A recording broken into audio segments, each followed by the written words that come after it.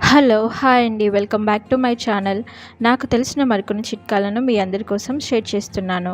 I hope మీకు ఈ tips అన్నీ నచ్చుతాయని అనుకుంటున్నాను. మీకు ఈ టిప్స్ అన్నీ నచ్చితే ప్లీజ్ ఒక లైక్ చేయండి, నా ఛానల్ని సబ్స్క్రైబ్ చేసుకోండి.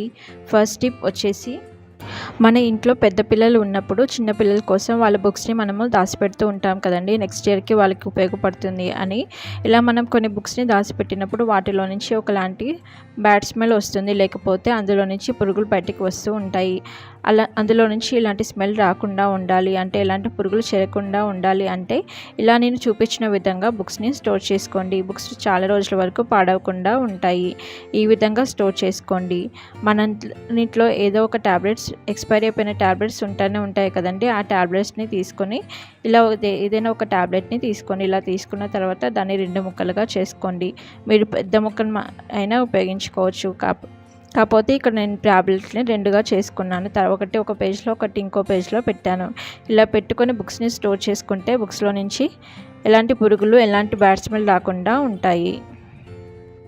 మీరు ఇది గమనించారా? మనం రిమోట్ని ఉదయం నుండి సాయంత్రం లోపల ఏదో ఒకసారి యూస్ చేస్తూనే ఉంటాము. చాలాసార్లు దీన్ని మన నిత్య జీవితంలో యూజ్ చేస్తూనే ఉంటాము. కానీ దీన్ని ఎప్పుడైనా క్లీన్ చేసుకున్నామా? క్లీన్ చేసుకోలేదు.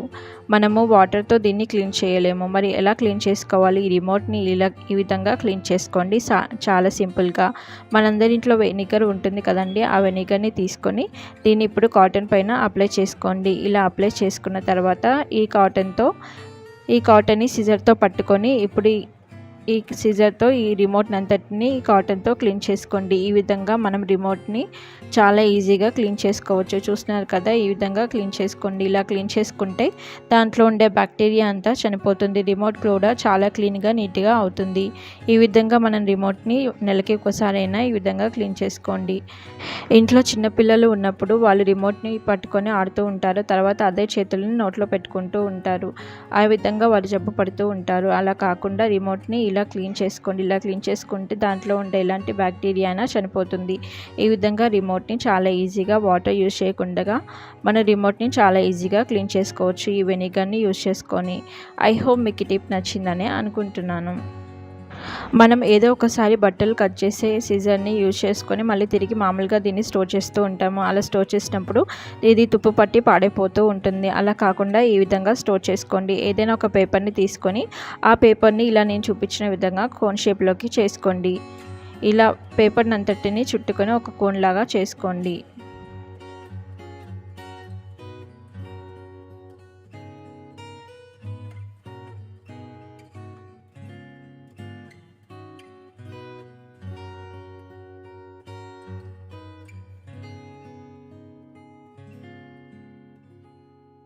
ఇలా కోన్లాగా చేసుకున్న తర్వాత కింద ప్లాస్టర్ పెట్టి అంటించుకోండి. ఇలా ప్లాస్టర్ పెట్టి అంటించుకున్న తర్వాత ఇప్పుడు సిజర్ని ఇందులో పెట్టుకొని స్టోర్ చేసుకోండి. ఇలా స్టోర్ చేసుకుంటే ఇది సిజర్ పాడవకుండా ఉంటుంది.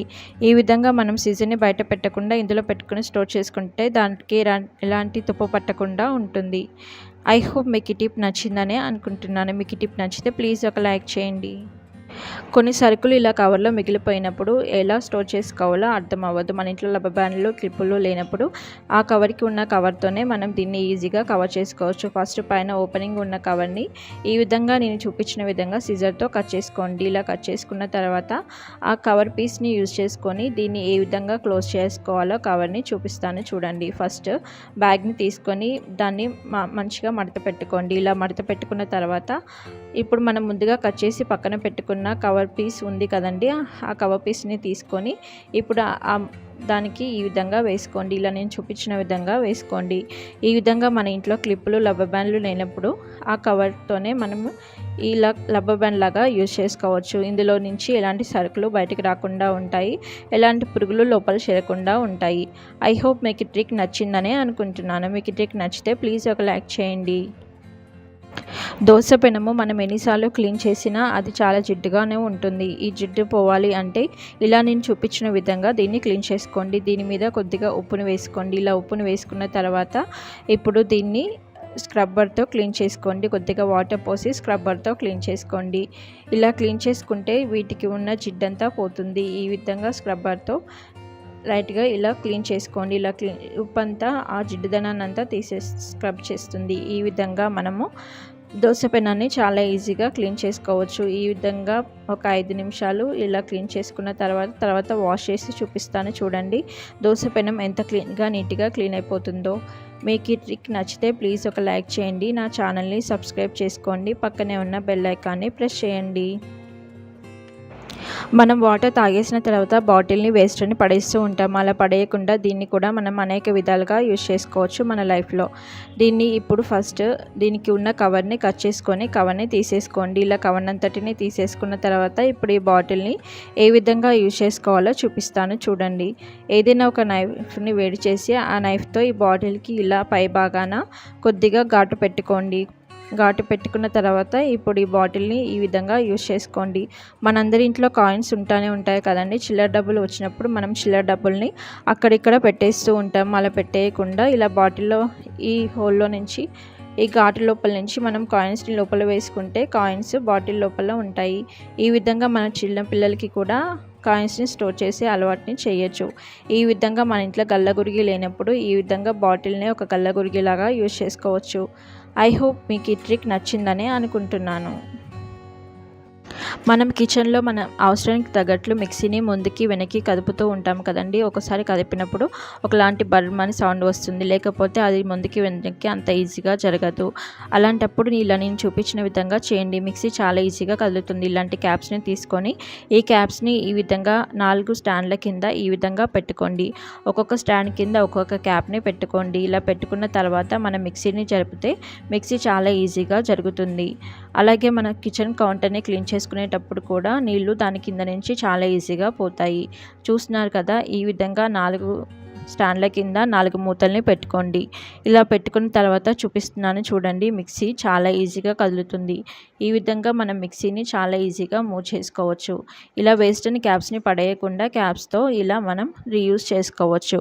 మీకు ఈ ట్రిక్ నచ్చితే ప్లీజ్ ఒక లైక్ చేయండి. నా ఛానల్ని సబ్స్క్రైబ్ చేసుకోండి. పక్కనే ఉన్న బెల్ ఐకాన్ని ప్రెస్ చేయండి.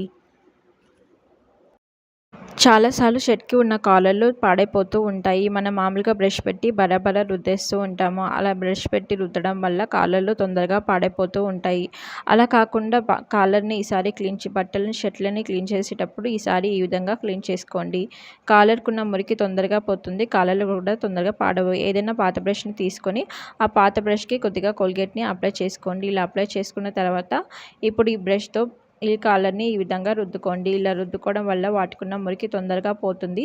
కాలర్లు తొందరగా చినిగి పడకుండా ఉంటాయి. ఈ విధంగా మనం షర్ట్ని ఎక్కువ రోజులు మన్నిక చేసుకోవచ్చు. మీకు ఈ ట్రిక్ నచ్చితే ప్లీజ్ ఒక లైక్ చేయండి. నా ఛానల్ని సబ్స్క్రైబ్ చేసుకోండి. ఇలా షర్ట్ని క్లీన్ చేసుకున్న తర్వాత వాష్ చేసి చూపిస్తాను చూడండి. కాలర్ ఎంత నీట్గా క్లీన్ అయ్యిందో. ఈ విధంగా మనం కాలర్ని చాలా ఈజీగా క్లీన్ చేసుకోవచ్చు. ఈ విధంగా ఈసారి కాలర్ని క్లీన్ చేసేటప్పుడు బట్టల బ్రష్ని యూజ్ చేయకుండా ఈ విధంగా పాత బ్రష్ని యూజ్ చేసుకొని మనం కాలర్లు పాడవకుండా చాలా రోజుల వరకు కాపాడవచ్చు. ఐ హోప్ మీకు ఈ టిప్స్ అన్ని నచ్చాయని అనుకుంటున్నాను. మీకు ఈ టిప్స్ అన్ని నచ్చితే మీ ఫ్యామిలీ అండ్ ఫ్రెండ్స్కి నా వీడియోని షేర్ చేయండి. మరికొన్ని సరికొత్త వీడియోస్ కోసం నా ఛానల్ని సబ్స్క్రైబ్ చేసుకోండి. పక్కనే ఉన్న బెల్ ఐకాన్ని ప్రెస్ చేయండి. Thanks for watching my video. Please subscribe.